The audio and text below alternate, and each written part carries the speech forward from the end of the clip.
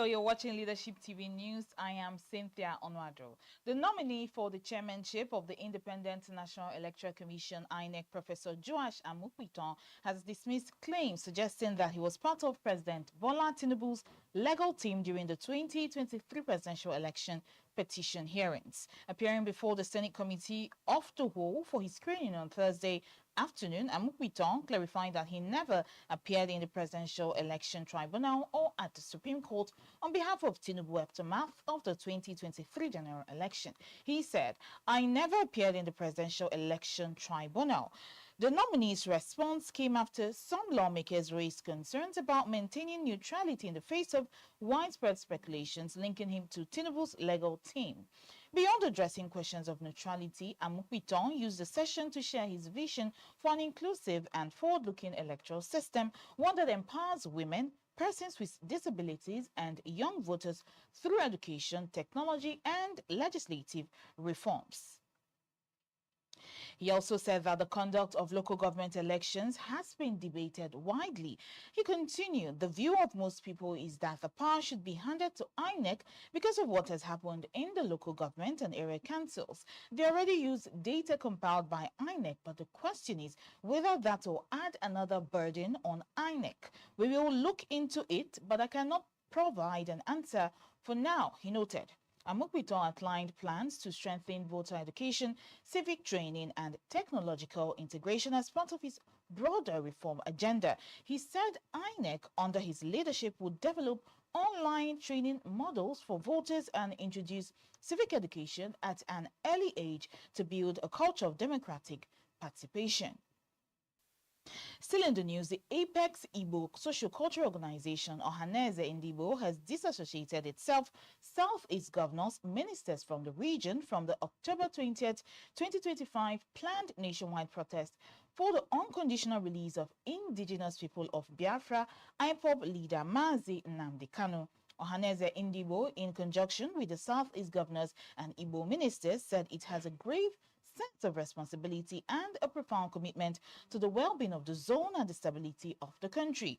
The Igbo group condemned the planned Showore Atiku orchestrated protests focused on the release of Nnamdi Kanu. This is contained in a statement issued on Thursday by the factional Deputy President General Mazi Okechukwu Izuguzoro and Chief Chinereze National Thompson Ohia, the national spokesperson, and made available to journalists.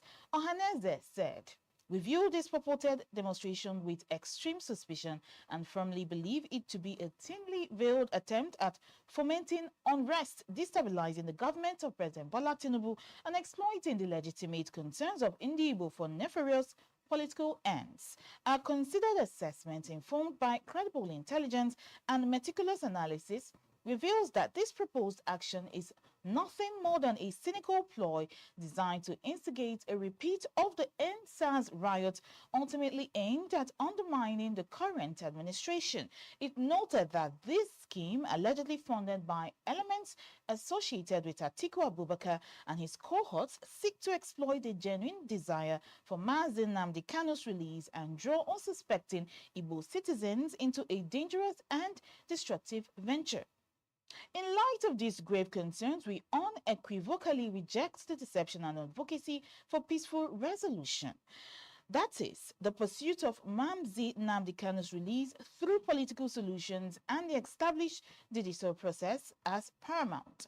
They said they vehemently denounced any attempt by politicians, particularly those with a demonstrable history of acting against Igbo interests, to utilize the situation for their political gain. The sudden and unsolicited display of uneasy affection for Igbo causes by individuals previously indifferent or even hostile to our community raises significant red flags.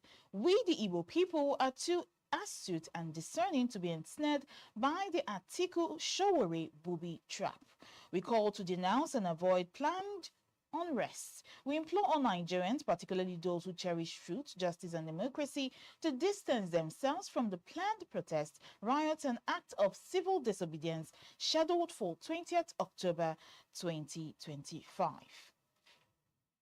Moving on now, the federal government has said it was working on partnership opportunities with the Nigerian Bar Association (NBA) in the areas of empowering inmates after the completion of their term, as well as facilitating pro bono litigation cases for those awaiting trials.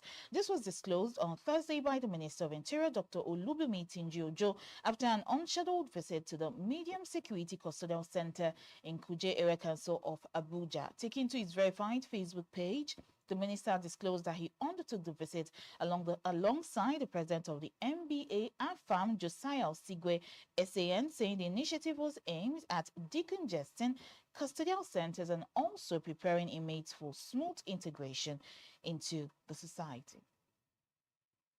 And now, Lere Olayinka, the Senior Special Assistant on Public Communications and Social Media to the Minister of the Federal Capital Territory, FCT, Nyesom Wike, has criticized Labour Party's 2023 presidential candidate, Peter Obi, saying he should stop seeking media attention and focus on his political future.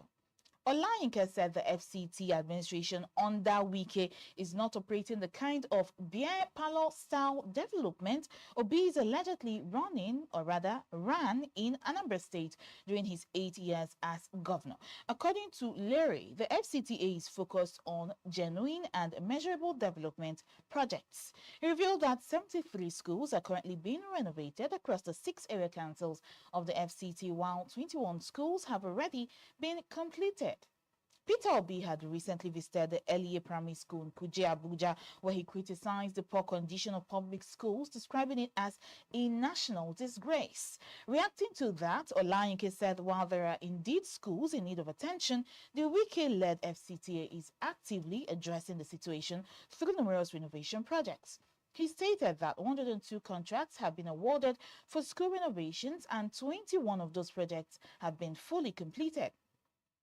He challenged Obi to tell Nigerians how many schools he built or renovated during his time as Anambra governor, claiming that Obi failed to improve education and other key sectors.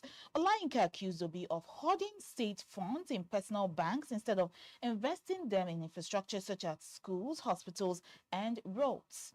He claimed Anambra is still suffering from the effects of Obi's alleged poor governance.